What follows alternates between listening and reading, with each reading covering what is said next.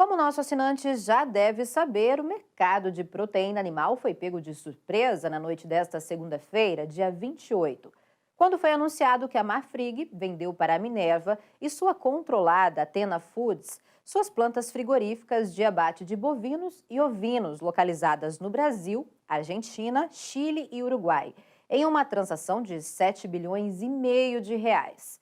As bases do negócio entre os dois frigoríficos tiveram aceite depois de um sinal de 1,5 bilhão de reais recebidos nesta segunda-feira, enquanto o saldo de 6 bilhões de reais será pago no fechamento da transação, tendo o comprador, que é a Minerva, apresentado compromisso firme de financiamento de instituição bancária. Destacamos aqui que o negócio só foi viabilizado depois que o JP Morgan estendeu uma linha de crédito de 6 bilhões de reais que ficará disponível por 18 meses e terá um prazo de 2 anos para ser quitada. E o processo de M&A entre as duas empresas pode estar sendo negociado há cerca de um ano ou mais.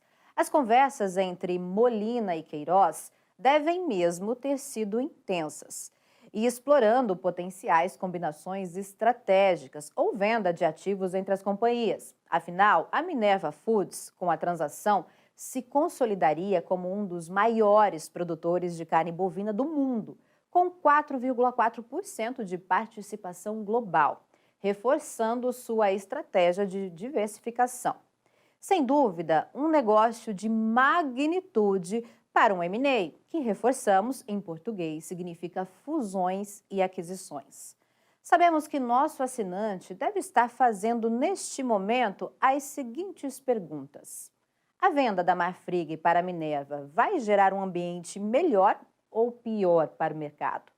O produtor de gado do Brasil perde ou ganha com esse anúncio? O que as casas de investimentos ligadas à Marfrig e à Minerva não contaram? Bom, como dizia o Carrasco, vamos por partes. Primeiramente, vamos falar um pouco mais sobre as bases deste negócio. Como assinante que está há mais tempo na Rural Business sabe, a Marfrig era um frigorífico alavancado, ou seja, com risco financeiro importante e, evidentemente, a transação ajudou o Marcos Molina a dar um passo definitivo para a desalavancagem na Marfrig, que tem hoje uma dívida líquida de 36 bilhões de reais, ou 3,7 vezes o EBITDA, que são lucros antes de juros, impostos, depreciação e amortização. Em segundo lugar, a empresa viu que quando todos os recursos da transação estiverem no caixa, essa métrica cairá para menos de 3 vezes. A Marfrig de Molina disse em comunicado que vai manter os seus complexos industriais na região Pampeano, no Rio Grande do Sul, maior exportador de derivados de carne bovina enlatada para a Europa, e ficará apenas com as unidades de abate e de processamento de produtos de alto valor agregado e de marca, de Várzea Grande, no Mato Grosso, e de Promissão, no interior de São Paulo.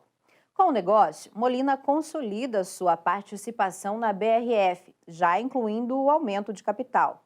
E com a transação, a Marfrig foca seu negócio ainda mais em produtos processados, particularmente em frangos e suínos, dada sua participação na BRF, mas continuará vendendo carne bovina in natura de marcas como a Bassi Angus. Caro assinante, das boas margens de lucro de carne bovina premium no Brasil, ninguém quer ficar de fora. Agora vamos olhar a transação pelo lado da Minerva Foods. Para a Minerva, essa é sem dúvida uma negociação de destaque no segmento da carne in natura e a maior desde que o frigorífico anunciou em 2017 a aquisição das plantas da JBS na América do Sul, que aumentou a capacidade da empresa em 35% e custou 300 milhões de dólares. A Minerva atualmente é uma companhia com 29 bilhões de reais de receita líquida e 2,8 bilhões em EBITDA. Com a compra, adiciona 18 bilhões de reais em receita líquida e 1,5 bilhão de EBITDA. Nas 19 aquisições que a Minerva fez nos últimos 14 anos, a companhia tipicamente extraiu sinergias que aumentaram sua margem EBITDA em 150 e 200 basis points nos primeiros 18 meses. Importante lembrar que o termo basis point é uma medida que aponta variações, como alterações nas taxas de juros, medição de risco sobre as taxas, indicadores de ações e rentabilidade de títulos de renda fixa de forma extremamente detalhada.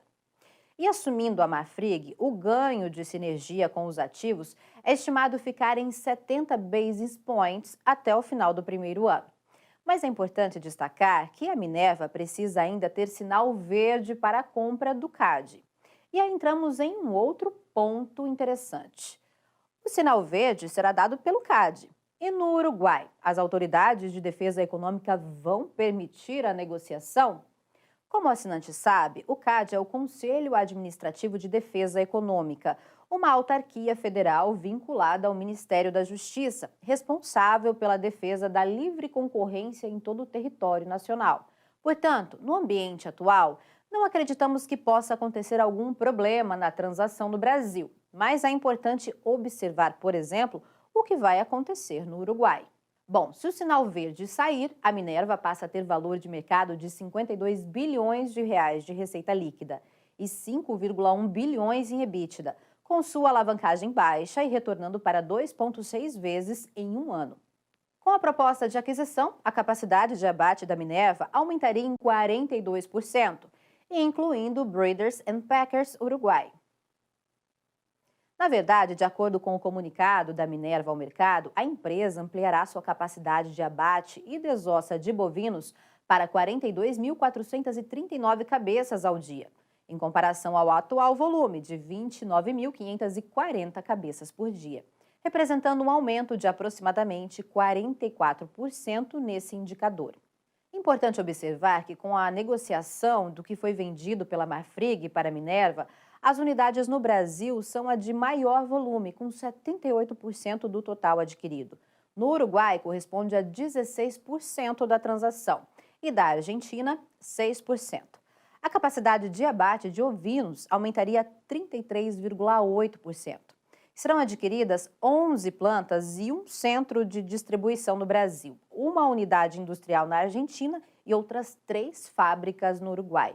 Como você já sabe, o negócio envolveu ainda a compra de uma planta de cordeiros no Chile, contribuindo para a estratégia de diversificação de proteínas e atuação em mercados de nicho e de alto valor agregado. No total, a companhia então passa a ter 40 plantas de abate e desossa de bovinos, sendo 21 unidades no Brasil, 5 no Paraguai, 6 na Argentina, 6 no Uruguai e 2 na Colômbia. No segmento de cordeiros, a empresa passa a ter 5 plantas e capacidade total de abate e desossa de 25.716 cabeças ao dia, sendo 4 plantas na Austrália e uma planta no Chile, ampliando seu acesso a mercados premium. A transação também aprofunda a diversificação geográfica da Minerva. Depois do fechamento da aquisição, a Minerva terá 52% de sua capacidade instalada de bovinos no Brasil, 15% no Paraguai, 15% na Argentina, 11% no Uruguai e 7% na Colômbia. Os ativos adquiridos devem trazer um EBITDA estimado em 1,5 bilhão de reais, assumindo um CAPEX de manutenção de 200 a 300 milhões de reais ao ano e uma despesa financeira de 700 a 800 milhões de reais. Dada a nova alavancagem, a transação já traria um fluxo de caixa livre entre 300 a 400 milhões de reais, sem incluir qualquer sinergia. E agora entramos no aspecto mais importante. Afinal, a compra da Minerva será boa ou não para a pecuária de corte do Brasil? Já sabemos que com a compra serão adquiridas 11 plantas frigoríficas e um centro de distribuição no Brasil. Já sabemos também que, no total, a Minerva passaria a ter 40 plantas de abate e desossa de bovinos, sendo 21 unidades no Brasil, 5 no Paraguai, 6 na Argentina, 6 no Uruguai e 2 na Colômbia. Mas, afinal, isso é bom ou ruim para o meu negócio? Uma das primeiras casas de investimentos a se pronunciar avaliando a transação entre os dois frigoríficos foi a Goldman Sachs. E vamos destacar aqui alguns pontos, mas evidentemente tirando as bobagens de sempre, como os citados riscos negativos para a Minerva de novos embargos de exportação e proibições ou interrupções sanitárias.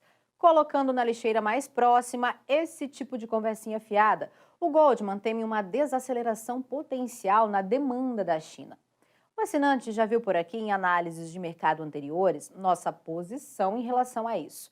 E se você está chegando apenas agora como assinante da Rural Business, veja as nossas últimas análises de mercado, onde damos boas explicações sobre o tema. O Goldman teme também uma volatilidade cambial. Mas, ora pois, todas as empresas exportadoras correm esse risco, ainda mais no ambiente atual do Brasil e da Argentina. Portanto, isso não é nenhuma novidade. Mas, decididamente, não entendemos nada quando eles citam que temem um aumento da concorrência para as exportações de carne bovina. Como assim? Vai acontecer justamente o contrário. Uma diminuição dos grandes exportadores de carne bovina da América do Sul, e particularmente no Brasil. Esse sim é um problema mais grave. Afinal, mais uma diminuição e dessa vez forte dos frigoríficos operando no mercado é uma péssima notícia para o produtor de gado. Quem é nosso assinante mais antigo sabe que faz um bom tempo que a Rural Business vem alertando para o cenário de aumento da concentração de poucos frigoríficos operando no mercado brasileiro. Alertamos antecipadamente que viria por aí uma diminuição radical dos grandes frigoríficos atuando no país e no Mercosul, e isso pode pesar e muito no seu bolso. Neste ambiente, qual a única reação que um produtor de gado pode ter? O que faz a informação que a Minerva passa a ter mais 11 plantas frigoríficas e mais um centro de distribuição no Brasil diminuir seu peso e que as casas de investimento ligadas ou não a esse ou aquele frigorífico nunca vão contar? Quer ver esta análise de mercado na íntegra? Quer ver o amanhã do mercado do gado gordo e proteína animal hoje? Assine agora um dos pacotes de informação da Rural Business a partir de apenas R$ 19,90 por mês. Acesse ruralbusiness.com.br.